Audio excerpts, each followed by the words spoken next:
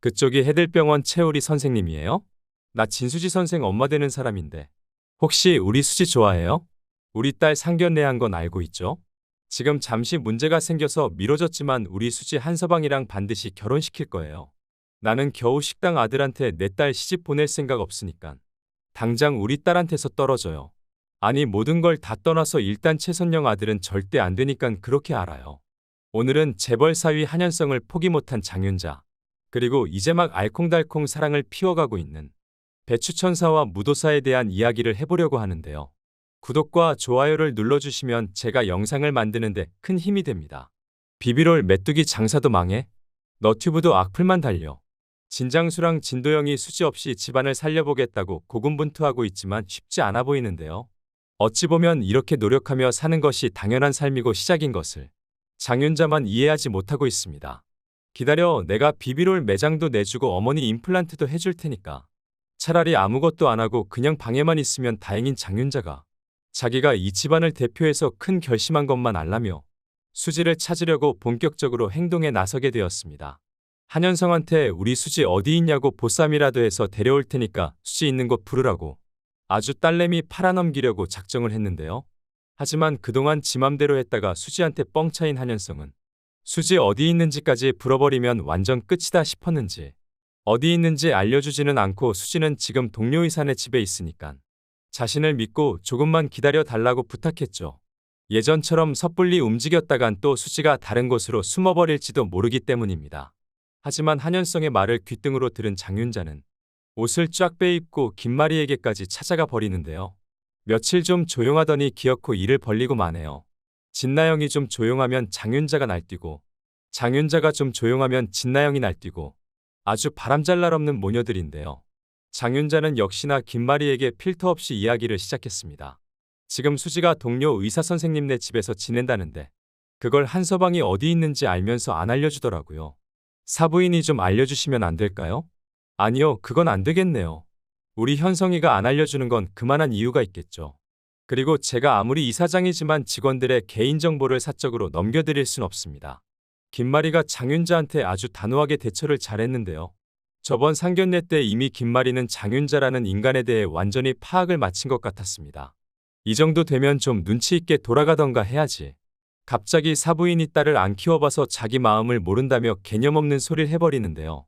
안 그래도 요즘 하나 있는 착한 아들 한현성도 삐뚤어지고 남편 한진태랑도 이혼 문제로 머리가 아파 죽겠는데 어디 아들 전 여친의 엄마가 회사까지 찾아와서 열받게 하는지 꼭지가 돌아버린 김마리는 더 이상 참지 않죠.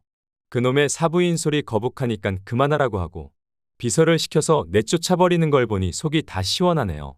병원에 좀 그만 드나들고 꿈깨라.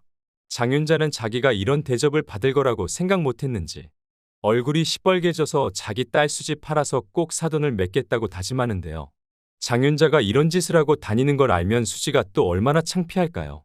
친모도 아닌데 아주 수지 얼굴에 먹칠을 하고 돌아다니네요. 수지가 아무것도 모르고 차라리 지금 마당집에서 눈 감고 귀 닫고 있는 게 나을 지경입니다. 장윤자가 아직도 이러고 다니는 거 알면 화병까지 도지겠어요. 하지만 여기서 포기할 장윤자가 아니죠. 더 독이 바짝 올라서 여기저기 수지의 동료라는 새로운 의사 선생님을 찾아 나서는데요. 사실 수지가 병원에서 간호사도 아니고 의사 동료라고 해봐야 몇 명 안 되죠. 거기에다 해들병원 정신과 의사는 최우리와 모과장뿐인데요. 수소문 끝에 장윤자는 기어코 최우리네 집인 마당집까지 찾아내는데 성공하는 것 같습니다. 요즘 모든 이야기는 다 마당집에서부터 시작을 하네요. 마당집을 염탐하러 간 장윤자는 먼저 멀리서 식당 사장인 최선영과 최우리를 보게 될 것 같습니다. 예전에 장윤자는 거리에서 최선영을 본 것 같다며 떠든 적이 있었는데 이번에는 정확하게 최선영임을 확인하고 아주 깜짝 놀라게 될 것 같은데요. 아니 수지가 병원 동료랑 있다고 하더니 왜 갑자기 저기서 선영 언니가 나와? 수지가 그럼 선영 언니가 친엄마인 줄 알고 간 건가? 저기 저 남자가 직장 동료 같은데 선영 언니한테 엄마라고 하네. 도대체 뭐가 어떻게 된 거지? 장윤자는 머리가 아주 복잡해지겠네요. 그리고 참 큰일 났습니다. 장윤자가 수지의 사진까지 빼앗고 이름까지 개명시켜서 완전히 떼놓았는데 수지가 최선영 집에 살고 있는 걸 알았으니 아주 큰일 난 거죠. 장윤자는 바로 한현성에게 전화를 걸어 이것저것 떠볼 것 같은데요. 한서방 내가 오늘 수지 있는 곳 알아내서 마당집이라는 식당에 다녀왔는데 말이야. 거기에 식당 여사장이랑 의사 아들이 살고 있던데 그 사람들이 수지랑 얼마나 친하길래 그깟 탈스러운 우리 수지가 거기서 같이 살아. 지금 장윤자가 제일 알고 싶은 건 최선영과 진수지가 서로 엄마와 딸인 걸 알아보았는가가 제일 중요하겠죠. 다행히 그 사실을 모르는 한현성도 엉뚱한 이야기만 늘어놓는데요. 어머님, 제가 아는 건 수지는 그냥 거기 문칸방에 살면서 식당 아르바이트를 하고 있고 여자 사장님이랑은 그냥 사장님과 직원 사이 같던데요. 그런데 문제는 수지가 그 최우리 선생을 좋아한다네요. 어머니가 저 좀 도와주세요. 저 수지 없이 못 살아요, 어머님. 장윤자는 일단 최선영과 수지가 서로 못 알아봤다는 거에 안심하지만 수지가 최우리를 좋아한다면 그것도 참 문제겠죠. 나아가 둘이 혹시 결혼이라도 한다고 하면 아주 대형 사고가 나버리는 것인데요. 장윤자는 이제 잘 돌아가지도 않는 머리를 팽팽 굴리겠네요. 27년 전 최선영에게 일주일 후에 오라고 해놓고 미국으로 튀어서 딸 진수지랑 생이별 시킨 걸 알면 최선영이 진짜 가만두지 않겠죠.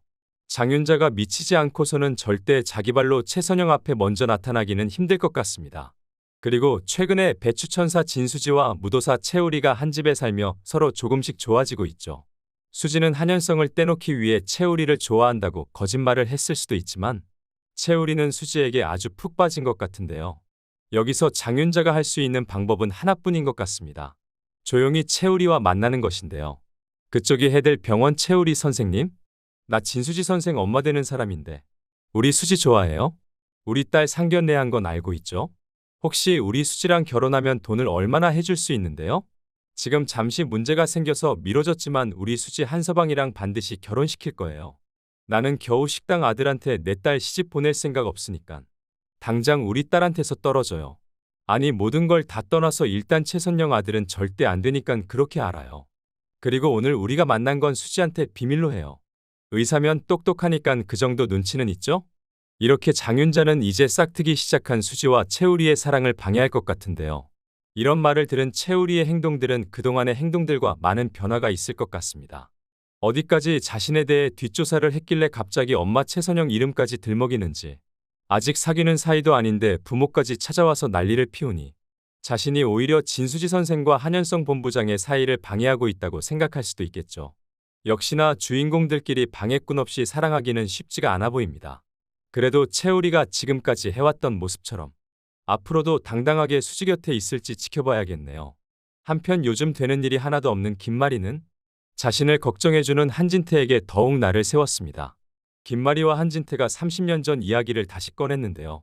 김마리는 자신이 어떤 일을 꼭 해야 하고 그 일을 하기 전까지는 절대 죽지 못한다고 몇 번이고 말해왔었습니다. 그건 바로 30년 전 잃어버린 아들을 찾는 일이겠죠. 그런데 오늘 김마리와 한진태의 대화에서는 조금 더 심도 깊은 이야기가 나왔습니다. 김마리는 30년 전 한진태와 결혼하기 전 사랑하는 사람과 낳은 최우리를 한진태의 부주의로 인해 잃어버렸다는 식으로 이야기를 했는데요. 그 일로 김마리는 30년 전부터 이혼 서류를 써놓고 결혼 생활을 유지했죠. 그렇게 한진태는 그 후로 정상적인 가정이 아닌 지옥이라고 생각했고요. 그렇지만 아무리 한진태가 잘못해서 그 아이를 잃어버렸다고 해도 30년이면 참 긴 시간이긴 한데요. 이렇게 긴 시간 동안 김마리가 한진태의 실수를 용서하지 못한 건 한진태가 부주의와 불가항력으로 아이를 잃어버린 게 아니라고 확신하는 것 같습니다. 그래서 이렇게 오랫동안 용서하지 못하고 고통을 주는 것 같은데요. 김마리와 한진태 그리고 최우리에게는 많은 이야기가 추측되고 있는 상황입니다. 한진태가 자기 핏줄이 아닌 최우리를 김마리 모르게 버려놓고 잃어버렸다고 했다. 한진태가 최우리를 딸을 잃고 슬픔에 빠진 최선영에게 몰래 입양 보냈다 등등. 이렇게 여러 가지 이야기들이 추측되고 있습니다. 그래도 다행히 최우리는 결과적으로 최선영에게 가게 되어 아주 사랑을 듬뿍 받으며 올바르게 자라게 되었죠. 이건 나중에 김마리가 최우리를 다시 만나더라도 최선영에게는 고마워할 것 같습니다. 자신이 지키지 못한 아들을 이렇게 훌륭하게 키워냈으니까요. 여러 가지 탄탄한 스토리로 재미를 더해가는 수지맞은 우리. 숨겨졌던 이야기를 어떻게 풀어나가게 될지 기대하면서 리뷰 마치겠습니다. 구독과 좋아요를 눌러주시면 제가 영상을 만드는데 큰 힘이 됩니다. 시청해주셔서 정말 감사합니다.